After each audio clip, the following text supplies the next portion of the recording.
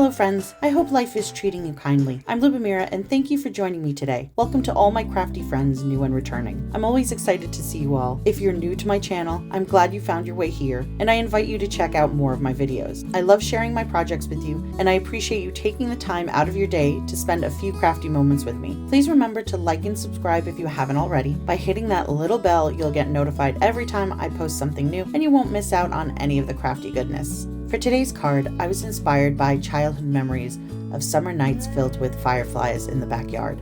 The world seems a little crazy these days, doesn't it? So maybe that's what brought this on, looking back at simpler times and remembering childhood games. I'm excited to show you this project, so let's get into the video. For this card, I used a piece of Dollar Tree decorative cardstock and 2 Dollar Tree stamp sets. I started off by ink blending a background with Distress Oxide inks. I masked off a card panel about 1/2 inch around the border before adding color. I used the colors Saltwater Taffy, Kitsch Flamingo, Brocken China, Uncharted Mariner, and Chipped Sapphire. Summer skies have the most amazing colors in the evenings, and this is a new combination I've been playing around with based off a picture I took one evening. Nature is truly the greatest artist, so if you're ever in need of inspiration, just turn to the natural world. You are sure to find something to spark your creativity. I worked my way from the bottom of the panel to the top, starting with the lightest color, the Saltwater Taffy, and making my way to the darkest Chipped Sapphire. Originally, I didn't have the Kitsch Flamingo in this blend, but that created a great transition between the Saltwater Taffy and the Brocken China. That seemed a little harsh. By adding the pink between the two, the orange and the blue had an easier time gradually blending into each other without turning murky.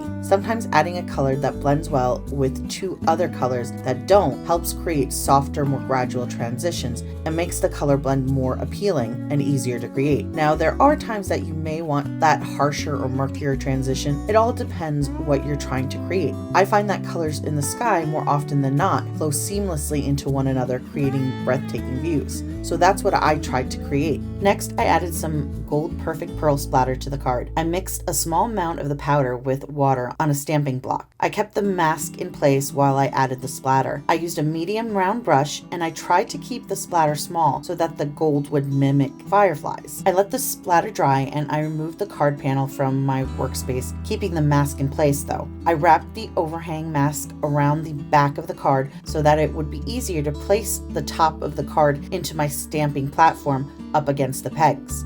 I placed the Wildflower stamp into my stamping platform, and using black pigment ink, I stamped the image in several places. Here's a tip about stamping on Distress Oxide or other pigment inks. Distress Oxide inks aren't pigment inks. They're a hybrid combination of both, but they do have some similarities to pigment inks, mostly being their consistency and the way they act on paper. For the purpose of this explanation, I'm just going to group them with pigment inks. Dye ink doesn't stamp as well on pigment inks as other pigment inks would. Dye ink needs to grab onto and sink into the paper to really be rich in color. Pigment ink sits on top of the paper, so if you ink blend with Distress Oxides or other pigment inks, you're essentially creating a barrier that a dye ink is going to have a hard time adhering to. It can't get to the cardstock because the pigment ink is in the way. Now, if you're using dye ink to ink blend, then you can use dye ink or pigment ink to stamp. Both can stamp well on dye inks because there's no barrier. Since I was moving the stamp around to different parts of the panel, I made sure to wipe the stamp clean between stamps. I didn't want to risk getting smudges. Another thing I'd like to point out, if you're using one stamp to do multiple images, like I am, but want variation in the appearance of the design, shift the stamp in different positions and even off the page.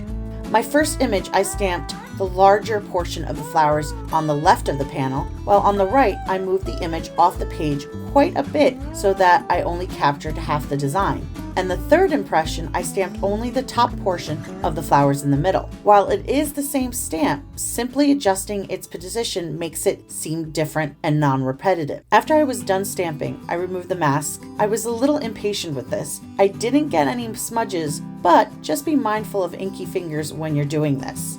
Removing that mask is so satisfying. And as I was looking at the scene, it reminded me of my childhood backyard. My dad very often wouldn't mow the lawn for longer periods of time, and wildflowers would start to grow in. my brother and I would run around trying to catch fireflies in the long grass. So this is very nostalgic. Anyway, getting back to the crafting. I set the panel aside and stamped the dragonfly with the solid body in black pigment ink. After stamping it, I applied clear embossing powder over the wet ink and heat set it with my heat tool. I returned to the ink blended panel to add my greeting. I prepped the panel with an anti-static tool. Keep in mind that Distress Oxide ink does take a little time to dry, and embossing powder will stick to it if it's wet. I gave my panel time to dry before I moved on to this step. If you're short on time, you can use your heat tool instead of air drying.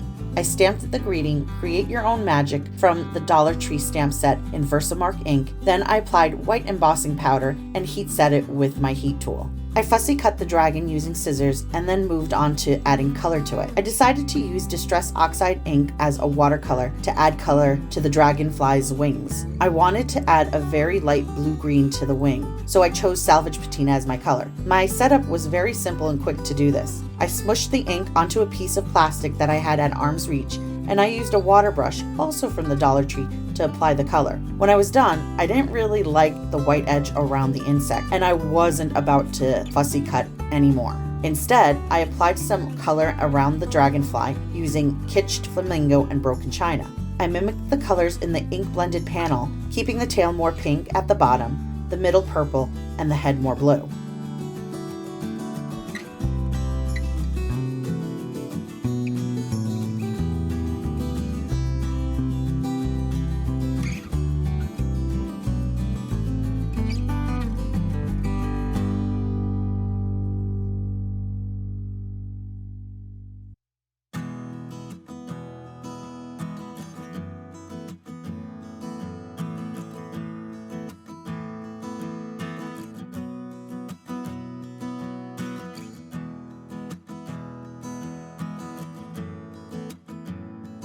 I trimmed my ink blended panel down by 1/4 inch around and then trimmed a navy matte panel to a standard A2 size. I glued the navy panel directly to a white card base with glue and added the ink blended panel to the matte panel using foam tape. I attached the dragonfly to the front of the card using foam squares. I tried to place the insect so that the colors around it would match up to the colors in the background. I was really happy to see how well it actually blended and came together.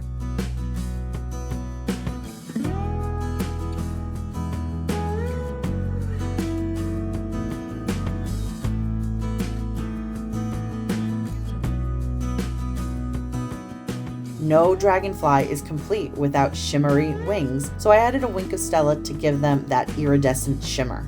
Lastly, to finish the card, I added some sequins for a little bit more sparkle. And that's it for this card. I really had fun making this. I love this color combination. I always enjoy crafting, but certain projects just come together so well. Everything just falls into place. What do you guys think? I'd love to hear your thoughts. As always, it's been a pleasure spending time with you. I hope you enjoyed this video. Don't forget to like and subscribe if you haven't already, and please leave me those comments. I really do appreciate them. I hope you'll join me next time for another project. Until then, have an incredible week, and I hope life treats you kindly. Take care. Bye.